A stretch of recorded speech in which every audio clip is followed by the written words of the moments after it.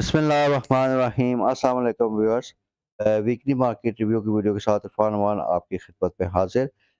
ये जो हम वीकली रिव्यू करेंगे ये इससे पहले के जो 4 ट्रेडिंग सेशंस थे उनमें जो मार्केट एक्टिविटी रही उसका रिव्यू आपके सामने प्रेजेंट किया जाएगा। तो अपने रिव्यू को स्टार्ट करते हैं। पिछले हफ्ते व्यूअर्स मार्केट में तकरीबन 802 पॉइंट्स का इजाफा हुआ है और मार्केट ने 41,700 के लेवल पे क्लोजिंग दी है। वीकली हाई लो का एनालिसिस करें तो मार्केट ने 41,087 का हाई रिकॉर्ड किया, वेयर एज 40,182 का लो था, जिसमें मार्केट की जो वीकली रेंज बनती है वो 905 पॉइंट की थी। अगर हम इस पूरे अप्रैल के महीने में देखें तो अभी मार्केट ने 1007 पॉइंट्स गेन किए हैं और इस गेन का जो मेजर पार्ट है वो पिछले वीक में यानी 802 पॉइंट्स की सूरत में हमें नज़र आया है। अगर हम वॉल्यूम साइड पे देखें तो मार्केट के एवरेज वॉल्यूम 105 मिलियन शेयर्स पे रहे, जो कि गुज़िश्ता हफ्ते के मुकाबले में 20% ज़्यादा है। इसके साथ साथ व्यूअर्स अगर मार्केट की हम थोड़ा टेक्निकल साइड पे देखें तो मार्केट अभी जो है वो करंटली एक अपने मेजर रेजिस्टेंस लेवल 41,300 के लेवल पे या उसके नज़दीक खड़ी है। अगर मार्केट्स इन लेवल को सस्टेन करके इनको ब्रेक करती है अच्छे वॉल्यूम्स के साथ तो फिर इस वीक में या इवन नेक्स्ट वीक हम एक पॉसिबिलिटी देख सकते हैं कि मार्केट इवन 42,000 का लेवल भी टच कर सकती है।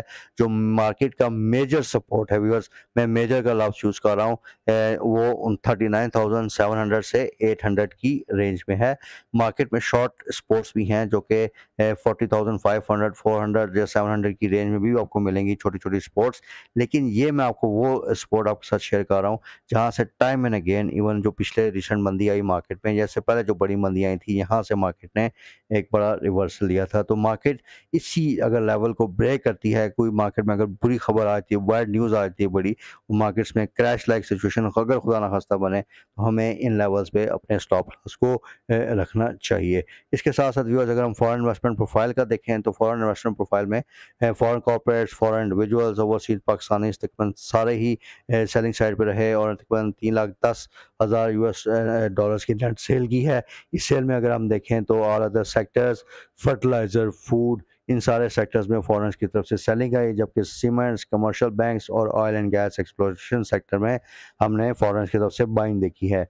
अगर हम लोकल इन्वेस्टमेंट पोर्टफोलियो का एनालिसिस करें तो पिछले हफ्ते हमें बैंक्स की तरफ से काफ़ी अच्छी बाइंग नज़र आई। उन्होंने 5.4 मिलियन यूएस डॉलर्स की नेट बाई की है और ये बाय ज़्यादातर all other sectors, commercial banks, fertilisers और oil and gas exploration companies में हुई है। इसके अलावा इंडिविजुअल्स ने भी पिछले हफ्ते नेट बाइंग की है तकरीबन 1.5 मिलियन यूएस डॉलर्स की और अदर ऑर्गेनाइजेशंस भी एक माइनर सी बाइंग के साथ बाइंग साइड पे रहे।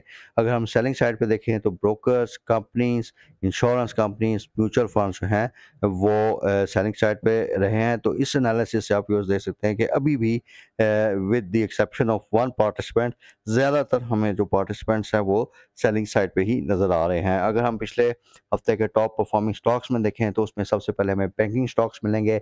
इससे रिलेटेड मैंने एक वीडियो भी आपके साथ शेयर की थी जिसमें हमने सर्टेन बैंक्स की अपने एक्सपेक्टेड रिजल्ट्स आपके साथ शेयर किए थे। तो अकॉर्डिंगली आप देखें कि उस जो हमने आपके साथ एक्सपेक्टेशन शेयर की थी तो उसके नतीजे में बैंक अल हबीब, एचएमबी, फैसल बैंक, यूबीएल, इन तमाम शेयर्स ने अच्छा परफॉर्म किया है और उनके काफ़ी अच्छे रिजल्ट्स आए हैं। इनकी मैं आपके साथ वीडियो के एंड में एक मज़ीद इन अपडेट भी शेयर करूँगा। इसके साथ साथ एंग्रो की तरफ से एक अच्छी डिविडेंड पे आउट आई, लेकिन इसके प्रोस एंड कॉन्स हैं व्यूअर्स। इसमें थोड़ी-सी बात ये चल रही है कि मे बी ये जो इन्होंने डिविडेंड अनाउंस किया है, एक मैसिव डिविडेंड है ₹40 का, तो यह शायद ये वन ऑफ हो। इसमें इन्होंने बोर्ड ने काफ़ी लिखा है कि जी हमने काफ़ी डेलिब्रेशन के बाद इसको किया है, लेकिन लग ऐसे रहा है कि जो इनकी फ्यूचर रिक्वायरमेंट्स हैं फॉर एक्सपेंशन और कैपिटल एक्सपेंडिचर वो इनकी ऑब्वियसली इनकी अर्निंग से मेंटेन होंगी और इनकी अर्निंग्स अगर रिटेन होती हैं तो ऑब्वियसली इनकी डिविडेंड पे आउट एक्सपेक्ट हो सकती है। तो अगर आप इस बेस पे एंग्रो को होल्ड रखना चाह रहे हैं कि जी ये आइंदा भी इसी तरह की कंसिस्टेंट बेसिस पे मैसिव डिविडेंड पे आउट्स देगा, तो इसमें मुझे नहीं लगता कि इसकी कुछ इस तरह की पॉसिबिलिटी बनती है, क्योंकि ये शायद जो भी इसने डिविडेंड पे किया है ये वन ऑफ आइटम हो, तो इसलिए इस डिविडेंड पे आउट के साथ जो इसमें प्राइस एक्शन आया है, अगर आपके पास एंगरो पड़े हैं तो इसके जो ऊपर के लेवल्स पे है वहाँ पे आपने इसको प्रॉफिट सेलिंग को शो करना है। ओजीडीसी पीपीएल में हमने अच्छा प्राइस एक्शन देखा। रीजन इसकी obviously it is link with the circular debt, और आईएमएफ का प्रोग्राम अगर आता है तो सर्कुलर डेट की सेटलमेंट की भी न्यूज़ आती है, तो इसकी वजह से हमने इसमें प्राइस एक्शन देखा। रिफाइनरी सेक्टर में भी हमें पॉजिटिव प्राइस एक्शन नजर आया। तो व्यूअर्स, नेशनल रिफाइनरी एक ऐसा शेयर है जो उसमें अच्छा प्राइस एक्शन नजर आया, लेकिन आपने इसमें बहुत मुहतात होकर काम करना है, क्योंकि वी आर एक्सपेक्टिंग कि एक बड़े मैसिव एक्सचेंज लॉसेस हैं इस कंपनी में, और इसमें जो तकरीबन 50 रुपये पर शेयर तक का भी लॉस इस क्वार्टर का रिपोर्ट हो सकता है। देयरफॉर एट करंट लेवल्स इस शेयर में आपने ट्रेडिंग से अवॉइड करना है। इसके अलावा व्यूअर्स, रिफाइनरी सेक्टर से रिलेटेड दूसरा शेयर पाकिस्तान रिफाइनरी लिमिटेड का है। इसमें काफ़ी अच्छा, खासतौर पर हमने वीकेंड पे जब मार्केट्स इससे पहले जो उसके लास्ट 2 ट्रेडिंग सेशन से हमने अच्छा प्राइस एक्शन देखा, लेकिन इसमें भी थोड़ा सा मुहतात होकर काम करना है। इसमें अच्छा प्राइस एक्शन आया वो एक स्टेटमेंट थी कि जी जो रशिया से क्रूड ऑयल इंपोर्ट होगा उसकी प्रोसेसिंग पाकिस्तान रिफाइनरी में होगी, लेकिन इसके दो नेगेटिव साइड पे भी न्यूज़ हैं। एक तो नेशनल रिफाइनरी पॉलिसी जो है जिसमें इसके रिफाइनरी मार्जिन और बाकी चीज़ें एड्रेस हो रही हैं, वो अभी तक अप्रूव नहीं हुई, उसमें डिलेज हैं। और दूसरा, इसके जो फर्स्ट क्वार्टर के रिजल्ट्स हैं उसमें भी कमी हुई है, जिसकी वजह से डोंट एक्सपेक्ट कि कोई बड़ा प्राइस एक्शन पाकिस्तान रिफाइनरी में आ सकता है। तो इसमें भी आपने सेल ऑन स्ट्रेंथ की स्ट्रैटेजी रखनी है।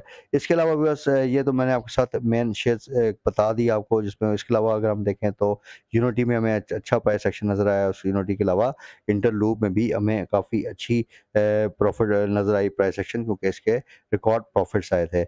इसके साथ साथ व्यूअर्स कुछ फैक्टर्स को डिस्कस कर लेते हैं जो कि आइंदा आने वाले हफ्ते में मार्केट की परफॉर्मेंस को अफेक्ट कर सकते हैं। उससे सबसे पहले जो पिछले हफ्ते के लास्ट वर्किंग डेज में आपने देखा था सेशंस में कि मार्केट में इस होप पे कि जी अब पाकिस्तान, क्योंकि सऊदी अरेबिया और यूएई ने अपनी कमिटमेंट्स आईएमएफ को दे दी हैं तकरीबन 3 बिलियन यूएस डॉलर्स की, तो अब पाकिस्तान का जो एसएल है वो बहुत, it's a matter of days कि अभी हम बहुत जल्द चले जाएंगे।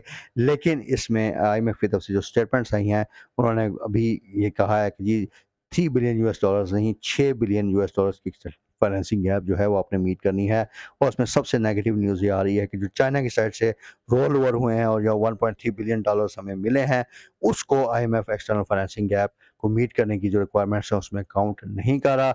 मीनिंग कि पाकिस्तान को इस गैप की फंडिंग के लिए वर्ल्ड बैंक या एशियन इंफ्रास्ट्रक्चर बैंक के पास जाना पड़ेगा, and that obviously take will some time. तो इससे एक चीज़ नज़र आ रही है कि अगर आईएमएफ ने 6 बिलियन यूएस डॉलर्स के गैप पे इंसिस्ट किया तो फिर एसएलए जो है आपका मजीद चंद हफ्तों तक डिले हो सकता है। इसके साथ साथ यूएस डोमेस्टिक साइड पे भी जो 27 तारीख को एक बड़ी इंपॉर्टेंट हियरिंग आ रही है, इसमें अगर किसी तरीके से सुप्रीम कोर्ट जो है वो कंटेम्प्ट चार्जेस फ्रेम करती है ऑन सर्टेन गवर्नमेंट ऑफिशियल्स और इवन द प्राइम मिनिस्टर, तो इसमें मार्केट में ऑब्वियसली एक नेगेटिव सेंटीमेंट क्रिएट हो सकता है।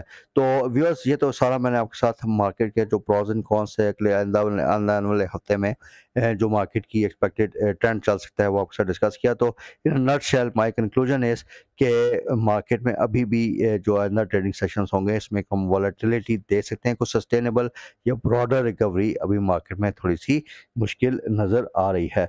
तो viewers, after reviewing the market अभी मैं आपके साथ चंद जो मेन कंपनीज के रिजल्ट्स अनाउंस हुए हैं वो शेयर करना चाहूँगा, जिसमें सबसे पहले हम बात करेंगे एचएमबी की। एचएमबी ने काफ़ी शानदार रिजल्ट्स पोस्ट किए हैं। इसकी ईपीएस 5 रुपये 50 पैसे की थी, जो कि हमने आपके साथ जो अपनी एक्सपेक्टेशन शेयर की थी अपनी वीडियो में उससे स्लाइटली हायर है, और काफ़ी अच्छा इसका जो रिजल्ट है। और डिविडेंड इसने पे आउट नहीं दिया है, लेकिन इसकी अर्निंग्स बहुत अच्छी आई हैं। इसके बाद व्यूअर्स, एचएमबी के बाद हम बात करते हैं बैंक अल हबीब लिमिटेड की। तो व्यूअर्स, ये जो बैंक से रिलेटेड हमारी स्ट्रैटेजी थी, इसमें डिफरेंट वीडियोस में भी हमने आपको बताया था कि हमने उन बैंक्स पे फोकस करना है जिनके नेट मार्जिन जो हैं वो अच्छे हैं, और दूसरा उनके जो नॉन परफॉर्मिंग जो लोन्स हैं उनका ट्रैक रिकॉर्ड अच्छा है, उनकी प्रोविजनें बेहतर हैं, तो ये बेहतर परफॉर्म करेंगे। तो उसमें आप देखेंगे काफ़ी अच्छी रिजल्ट्स आए। बैंक अल हबीब के भी 9 रुपये 60 पैसे की ईपीएस इसने की है, ये भी हमारी एक्सपेक्टेशन से थोड़ा सा हायर साइड पे था। और इसने करंट क्वार्टर के लिए किसी किस्म का डिविडेंड अनाउंस नहीं किया है। इसके साथ साथ व्यूअर्स, एचएमबी के बाद हम बात करते हैं पाकिस्तान सुजुकी मोटर्स की। तो काफ़ी टाइम से हम आपको कह रहे थे कि जी ऑटो सेक्टर से आप अवॉइड ही करें तो बेहतर है। 157 रुपये पर शेयर का इसका करंट क्वार्टर का लॉस रिपोर्ट हुआ है, और अब जो है इसने काफ़ी हद तक अपनी जो इक्विटी है वो लॉसेस में उड़ाना शुरू कर दिया। तो फॉर द टाइमिंग हमें इस शेयर में भी किसी किस्म की एक्टिविटी या इन्वेस्टमेंट से गुरेज करना चाहिए। इसके बाद व्यूअर्स लास्टली हम बात करेंगे इंटरलूप की। इंटरलूप ने भी काफ़ी शानदार रिजल्ट्स दिए हैं। रिकॉर्ड हाई प्रॉफिटेबिलिटी आई है इसकी, 10 रुपये 26 पैसे की इसकी अर्निंग पर शेयर है। ग्रॉस प्रॉफिट मार्जिन्स भी इसके 46.5% पे क्लॉक में हैं। काफ़ी अच्छा इसका रिजल्ट्स आए हैं, लेकिन अनफॉर्चुनेटली शेयर ने किसी किस्म का डिविडेंड अनाउंस नहीं किया है, तो इसकी वजह से इंटरलूप में भी हम एक अच्छा और पॉजिटिव प्राइस सेक्शन देख सकते हैं। तो व्यूअर्स, हम देख रहे हैं कि डिफरेंट कंपनीज एक मिक्स बैग सिचुएशन है। कुछ कंपनीज के रिजल्ट्स खराब आ रहे हैं, लेकिन कुछ कंपनीज काफ़ी अच्छे रिजल्ट्स भी देख रही हैं। तो ये जो हमने अपने आपके साथ एक लिस्ट शेयर की थी, जिसमें हम आपको स्टॉक्स सजेस्ट कर रहे थे इन प्रीवियस 3 to 4 मंथ्स, उसमें आप देखें कि उनमें अगर आपकी इन्वेस्टमेंट्स होती हैं तो अब आपको काफ़ी अच्छे उसमें, अगर मैं ये सिर्फ इन्वेस्टमेंट पॉइंट ऑफ व्यू से बात करूँ, तो अच्छी डिविडेंड यील्ड्स भी हमें उस पे आ रही हैं। लेकिन ओवरऑल जो market trend viewers for the time being नज़र आ रहा है, तो अभी ये ट्रेडिंग वाली मार्केट नहीं है, क्योंकि अगर हम वीक के लास्ट डेज में भी देखें तो कुछ एक्टिविटी हुई है, लेकिन सिलेक्टेड स्टॉक में हुई है। मार्केट में अभी ब्रॉडर रिकवरी नहीं है, तो थोड़ा सा हमें इन लेवल्स पे वेट एंड सी करना चाहिए। जो अच्छे अनाउंसमेंट्स वाले जहाँ पे अच्छी अनाउंसमेंट्स हमें नज़र आएँ, तो उसमें हम एक लिमिटेड एक्सपोजर के साथ काम कर सकते हैं। तो व्यूअर्स, वी डू होप कि आज की इस वीडियो में जो आपके साथ इन्फॉर्मेशन शेयर की है, वो आपकी ओवरऑल इन्वेस्टमेंट डिसीजन मेकिंग के लिए आपके लिए हेल्पफुल साबित होगी। आपने हमारे चैनल को लाजमी सब्सक्राइब करना है, बेल आइकन का बटन लाजमी प्रेस करना है, और अगर आपको हमारी कवरेज पसंद आती है तो आपने हमारी इस वीडियो को अपने हल्का अहबाब तक लाजमी शेयर करना है। Thank you very much viewers for your time and स्पेशन। Take care. अल्लाह।